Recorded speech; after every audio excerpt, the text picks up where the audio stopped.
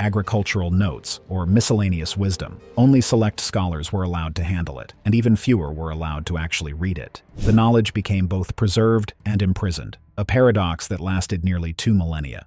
Grok's analysis uncovered a deliberate, multi-level censorship strategy that evolved over centuries. It wasn't random, it was strategic. Entire sections had been rewritten, not once, but repeatedly. Each generation of scribes softened dangerous passages a little more. Many demon names were replaced with titles, symbols, or vague euphemisms to prevent readers from invoking them accidentally, or intentionally. Magical seals and sigils were intentionally drawn wrong, mirrored, rotated, or given missing lines. Tiny distortions, but enough to render rituals ineffective. Some events were rearranged chronologically to break the continuity of Solomon's training methods, making the system harder to reconstruct. Despite the Church's best efforts, the suppression was never perfect, because knowledge, especially forbidden knowledge, has a way of sneaking out the back door. Some monks made personal copies. Jewish mystics encoded parts into early Kabbalistic tradition. Islamic scholars, regarding Solomon as the prophet Suleiman, preserved surprisingly intact versions of certain passages. Alchemists smuggled fragments across Europe. And eventually, the printing press turned secrecy into a losing battle.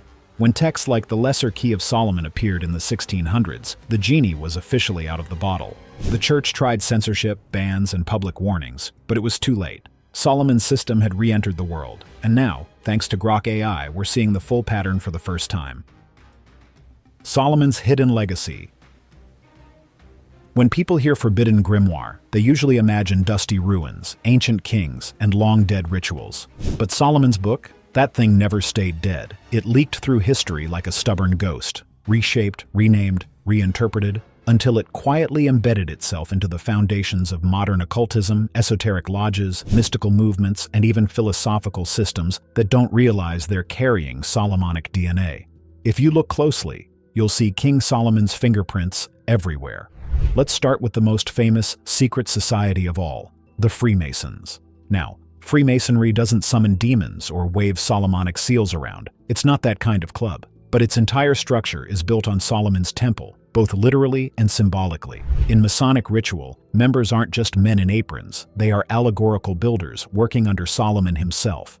Every degree, every tool, every lesson is framed around constructing the inner temple, modeled after the legendary one Solomon built. To the Masons, Solomon isn't just a historical king. He's the archetype of hidden wisdom, the perfect philosopher-architect.